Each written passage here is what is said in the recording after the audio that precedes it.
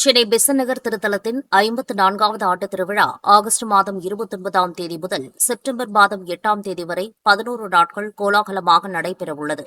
ஏராளமான பக்தர்கள் கலந்து கொண்டு விழாவை சிறப்பிக்குமாறு ஆலய பங்குத்தந்தை தெரிவித்துள்ளார். சென்னை பெசன்ட் நகரில் அமைந்திருக்கும் புகழ்பெற்ற அன்னை வேளாங்கண்ணி திருத்தலத்தின் 54ஆம் ஆண்டு திருவிழா வருகின்ற ஆகஸ்ட் 29ஆம் தேதி கொடியேற்றத்துடன் துவங்கி வருகிற செப்டம்பர் மாதம் 8ஆம் தேதி வரை 11 நாட்கள் மிகச்சிறப்பாக நடைபெறவுள்ளது. இந்த நிகழ்வு தொடர்பாக ஆலயத்தின் அதிபர் பங்குத்தந்தை திரு அருளப்பா செய்தியாளர்களை சந்தித்து பேசினார். அப்போது பேசிய அவர், சென்னை பெசன்ட் நகர் திருத்தலத்தின் 54வது ஆண்டு திருவிழா ஆகஸ்ட் மாதம் 29ஆம் தேதி முதல் செப்டம்பர் மாதம் 8ஆம் தேதி வரை 11 நாட்கள் கொண்டாடப்பட உள்ளது. சனிக்கிழமை திருத்தல ஆலயத்திற்கு முன் அமைந்துள்ள 75 அடி உயரமுள்ள கொடிமரத்தில் 12 அடி நீளமுள்ள திருக்கொடி ஏற்றப்பட்டு ஆண்டு திருவிழா முறைப்படி தொடங்கும். அலங்கரிக்கப்பட்ட கொடியும் அன்னையின் தேரும் அருகில் உள்ள வீதிகளில் பவனியாக வந்து மாலை 5:45 மணிக்கு அன்னையின் உருவம் பதிந்துள்ள திருக்கொடி சென்னை மயிலை உயர்மட்ட மாவட்ட பேராயர் மேதகு ஜார்ஜ் அந்தோணிசாமி அவர்களால் புனிதம் செய்யப்பட்டு ஏற்றப்படும். இதற்கு பிறகு ஆடம்பர கூட்டு திருப்பலி நடைபெறும். லட்சக்கணக்கான பக்தர்கள் வருவார்கள் என்று எதிர்பார்க்கப்படுகிறது. அனைவரும் திருமறை கண்டுகளிக்க 3 LED திரைகள் அமைக்கப்பட உள்ளது. ஆகஸ்ட் மாதம் 30ஆம் தேதி ஞாயிற்றுக்கிழமை நமது வழிபாட்டின் வாழ்வின் மையமான நற்கருணை பெருவிழா கூட்டு திருப்பலியும் நற்கருணையும் பவனியும் நற்கருணை ஆசிரும் நடைபெறும். செப்டம்பர் 7ஆம் நாள் மாலை 5 மணிக்கு சென்னை மயிலை பேராயர் மேதகு டாக்டர் ஜார்ஜ் அந்தோணிசாமி அவர்கள் தலைமையில் கூட்டு திருப்பலியும் அதனைத் தொடர்ந்து அன்னையின் திருதேர் பவனியும் நடைபெறும். தேர்பவனி முடிந்த பின் செப்டம்பர் 8ஆம் தேதி காலை 2 மணி முதல் தொடர்ந்து திருப்பலிகள் நடைபெறும். செப்டம்பர் 8ஆம் நாள் ஆரோக்கிய அன்னையின் பிறப்பு பெருவிழா அன்று காலை 7:45 மணிக்கு ஆங்கில திருப்பலி முடிந்த பின் தமிழில் திருப்பலிக்கு முன் ஆரோக்கிய அன்னை மணிமுடி சுட்டும் விழா நடைபெறும். அன்று மாலை 5:30 மணிக்கு கோடியிறக்க நன்றி திருப்பலியுடன் திருத்தலத்தின் ஆண்டு பெருவிழா நிறைவடையும்.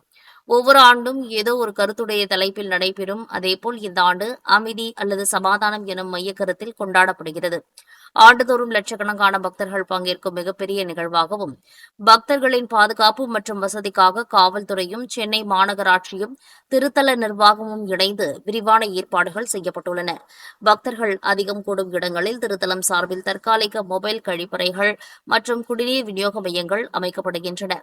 சிறப்பு பேருந்து சேவையாக விழா நாட்களில் பாரிமுனை மற்றும் சென்ட்ரல் ரயில் நிலையம், கோயம்பேடு, பெரம்பூர், வில்லிவாக்கம், அயனாவரம், வடபழனி, தாம்பரம், வேளச்சேரி ஆகிய பகுதிகளில் இருந்து பெசன்ட் நகருக்கு மாநகர போக்குவரத்து கழகம் மூலம் கூடுதல் சிறப்பு பேருந்துகள் இயக்கப்படுகின்றன.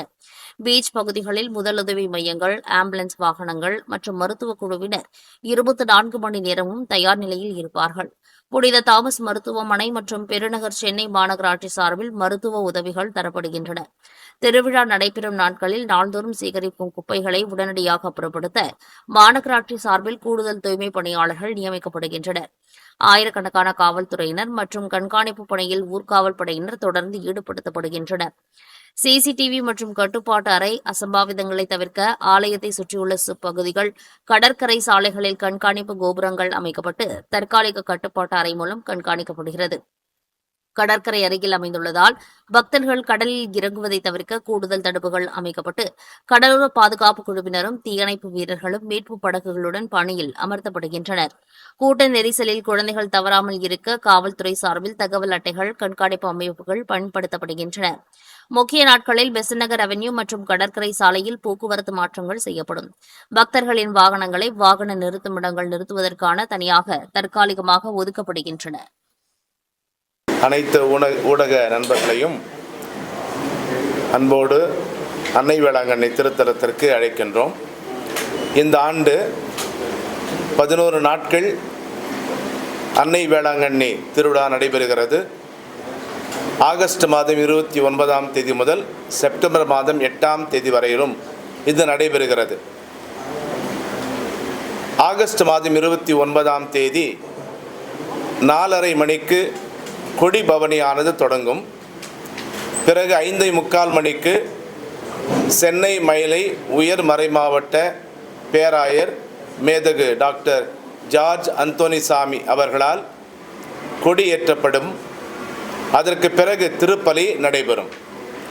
குறிப்பாக இந்த கொடியேற்றுகின்ற நிகழ்விலே லட்சக்கணக்கான மக்கள் பக்தர்கள் வந்து கூடுவதை கடந்த ஆண்டுகளிலே நாம் பார்த்திருக்கிறோம். இந்த ஆண்டும் அவ்வாறு லட்சக்கணக்கில் பக்தர்கள் வருவார்கள் என்கின்ற ஒரு எதிர்பார்ப்பு நமக்கு உண்டு. அதற்கு பிறகு அடுத்த நாள் 30ஆம் தேதி ஞாயிற்றுக்கிழமை நற்கருணை பெருவிழா. இந்த நற்கருணை பெருவிழாவின் போது திருப்பலிக்கு பிறகு நற்கருணையானது பவனியாக, குறிப்பாக எலியட்ஸ் கடற்கரை பீச் வழியாக எடுத்து வரப்படும். பிறகு 7ஆம் தேதி அன்னை மரியாவினுடைய திருத்தேர் திருவிழா. அன்றைக்கு மாலையிலே 5:30 மணிக்கு தேர் பவனியானது தொடங்கும். பிறகு ஆடம்பர கூட்டு திருப்பலி சென்னை மயிலை பேராயர் அவர்களால் நிறைவேற்றப்படும். பிறகு 8ஆம் தேதி அன்னையினுடைய பிறப்பு பெருவிழா. காலை 2 மணி முதலே திருப்பலிகள் தொடர்ந்து நடைபெறும். பிறகு அன்று மாலை 5:30 மணிக்கு ஜெபமாலை மற்றும் கொடி இறக்குகிற அந்த திருப்பலியானது நடைபெறும். தோடு இந்த விழாக்கள் எல்லாம் முடிவடையும். இந்த ஆண்டு ஒவ்வொரு ஆண்டும் ஏதாவது ஒரு மைய கருத்தை வைத்துதான் விழாக்களை எடுக்கின்றோம். இந்த ஆண்டு அமைதி என்கின்ற மைய கருத்தை வைத்து இந்த 11 நாட்களும் விழாக்கள் கொண்டாடப்படுகின்றன.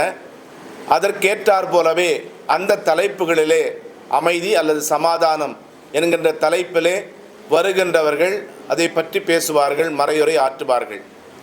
ஏன் இந்த ஆண்டு இந்த அமைதி என்கின்ற மைய கருத்தை தேர்ந்தெடுக்கப்பட்டது என்றால், உங்களுக்கு தெரியும், கத்தோலிக்க திருச்சபையிலே புனிதர்கள் என்று ஒரு சிலர் இருக்கிறார்கள். அவர்களில் ஒருவர் தான் புனித பிரான்சிஸ் அசிசியார். இத்தாலிய நாட்டிலே பிறந்தவர், 13ஆவது நூற்றாண்டிலே வாழ்ந்தவர். அவர் 1726ஆம் ஆண்டு இறந்தார். அவர் இறந்ததனுடைய 800வது ஆண்டை நினைவு கூறுகின்ற வகையிலே அகில உலக திருச்சபை, எங்களுடைய திருத்தந்தை அவர்கள் இந்த ஆண்டை யூபிலி ஆண்டாக அறிவித்திருக்கிறார். இறைவா, என்னை அமைதியின் கருவியாக்கும் என்கின்ற ஜெபத்தை இயற்றியவர் இவர்தான். எனவேதான் அந்த அமைதி தனி மனிதன் தொடங்கி உலக நாடுகள் வரையிலும் இன்றைக்கு அமைதியற்ற ஒரு சூழல் நிலவு வருகின்ற காரணத்தால் அந்த அமைதிக்காக ஜெபிக்க வேண்டும் என்று மக்களை தூண்டுவதற்காகத்தான் இந்த மையக்கருத்து தேர்ந்தெடுக்கப்பட்டிருக்கிறது.